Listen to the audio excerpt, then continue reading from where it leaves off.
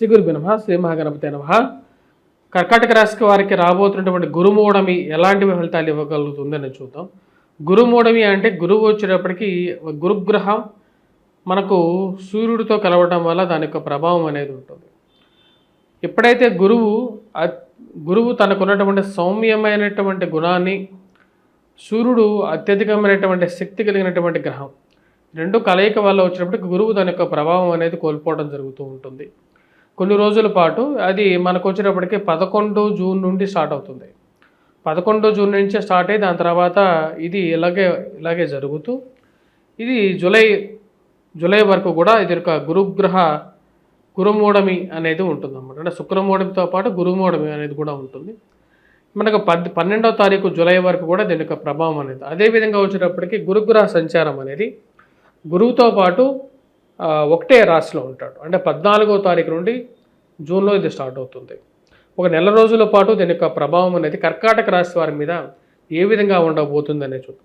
అదేవిధంగా కుజుడు కూడా ఈ రాశి వారికి, కర్కాటక రాశి వారికి ఉన్నటువంటి స్థాన బల రీత్యా మనం గమనించినట్లయితే కొద్దిగా ఖర్చు అనేది యొక్క ప్రభావం అనేది చూపిస్తూ ఉన్నది.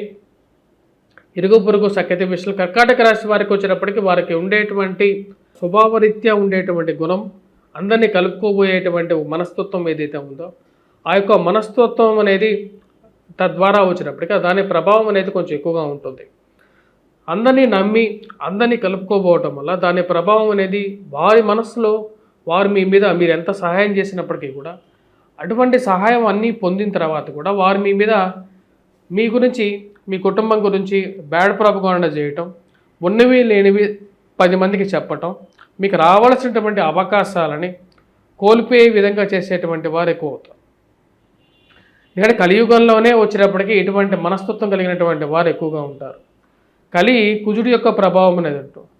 కుజుడి ప్రభావం ఎక్కువగా ఉన్నప్పుడు జనరల్గా వచ్చేటప్పటికి ఈ యొక్క ఇలాంటి చెప్పేటువంటి మనస్తత్వం అనేది ఎక్కువగా ఉంటుంది జనాల మీద. రాశిలో ఉండేటువంటి వారికి ఇరుగు పొరుగు సఖ్యత విషయంలో జాగ్రత్తగా ఉండాలి. ఎవరిని నమ్మాలి, ఎవరిని నమ్మకూడదు అనేటువంటి విషయాన్ని గమనించాల్సినటువంటి ముఖ్యమైనటువంటి సూచన. ఈ రోజుల్లో ముఖ్యంగా వచ్చేటప్పటికి అలాంటి విషయాలు జీవితంలో ఎదురవ్వటం, మరియు అదేవిధంగా ఆ యొక్క విషయాలకి మీరు రియాక్ట్ అయ్యి మీకు కోపాన్ని బయటికి తీసుకురావటం, తద్వారా వచ్చినప్పటికీ మీకు జరగాల్సినటువంటి నష్టాన్ని వాళ్ళు ఏదో విధంగా మీకు జరిపించాలని చెప్పేటువంటి వారి యొక్క మనసులో ఉండేటువంటి కోరికను జరిపించడం అనేది జరుగుతూ ఉంటుంది. ఈ రాశిలో ఉండేటువంటి వారు ఇరుగు పొరుగు సఖ్యత విషయంలో జాగ్రత్తగా ఉండాలి. మనతో మాట్లాడిన ప్రతి ఒక్కరూ మన యొక్క స్నేహితులు కాదు అనేటువంటి విషయాన్ని గమనించాల్సినటువంటి ముఖ్యమైనటువంటి సూచన. వాటితో పాటు ఫైనాన్షియల్గా ఖర్చు అనేది కొంచెం ఎక్కువగా ఉంటుంది. ఈ రాశిలో ఉండేటువంటి వారికి సంపాదన కన్నా సంపాదనతో పాటు వచ్చేటువంటి ఖర్చు, అదేవిధంగా కొంచెం కట్టాల్సినటువంటి డబ్బులు, అప్పులు కూడా కొంచెం ఎక్కువగా, అప్పులకి కట్టాల్సినటువంటి వడ్డీలు, ఇవన్నీ తలకమించినటువంటి భారంగా మారుతున్నాయా అనేటువంటి ఒక ఆలోచనలకు రాగలుగుతారు. మరియు అదేవిధంగా ఈ రాశిలో ఉండేటువంటి వారికి వృత్తిపరంగా కొద్దిగా ప్రెజర్ అనేది ఉంటుంది. శారీరకంగా ప్రెజర్, మరి అదేవిధంగా మానసికమైనటువంటి ఒత్తిడిని కూడా కలిగించేటువంటి గ్రహస్థితిగా గోచరిస్తూ ఉన్నది. శారీరకంగా ఎంతైనా ప్రెజర్ని మీరు చేయగలరు.